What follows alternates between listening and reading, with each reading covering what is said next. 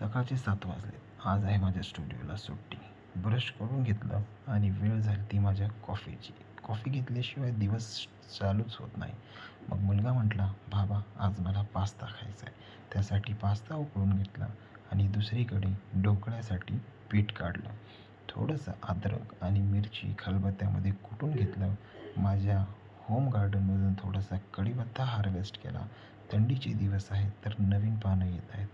त्यानंतर ढोकळ्यासाठी छान असं बॅटर कन्सिस्टन्सीमध्ये तयार करून घेतलं आणि हे आपला पास्ता जो उकळून ठेवलेला होता, काही भाजीही कापून ठेवल्या, त्याचा व्हिडिओ मी घेऊ शकलो नाही.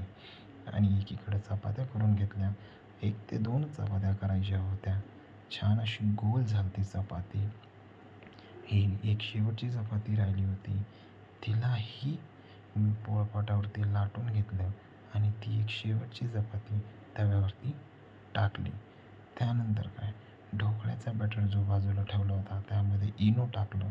त्याला ॲक्टिवेट करून घेतलं. छान अशी कन्सिस्टन्सी तयार केली आणि कुकरमध्ये ढोकळा लावला. एका साईडला कढईवरती तेल गरम केलं. तेल छान गरम झालं होतं. त्यानंतर त्यामध्ये अद्रक आणि लसूण टाकलं. थोडंसं त्याला गोल्डन ब्राऊन होईपर्यंत आपल्याला हाय फ्लेमवरती शिजवायचं असतं. ते शिजवून घेतलं. त्यानंतर तेलामध्ये कांदा टाकला.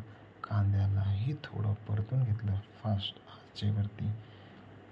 कांदा छान परतून झाल्यानंतर त्यामध्ये थोडं टमाटर टाकलं. टमाटर कॅरमलाइज व्हायला थोडा वेळ लागतो. टमाटर कॅरमलाइज झाल्यानंतर मी त्याच्यामध्ये ॲड केल्या काही भाज्या, ज्या मी कापून ठेवल्या होत्या. कॅप्सिकम, गाजर. सध्या थंडीचे दिवस आहेत तर शरीरासाठी भाजी, ग्रीन व्हेजेस खाणं खूप चांगलं आहे.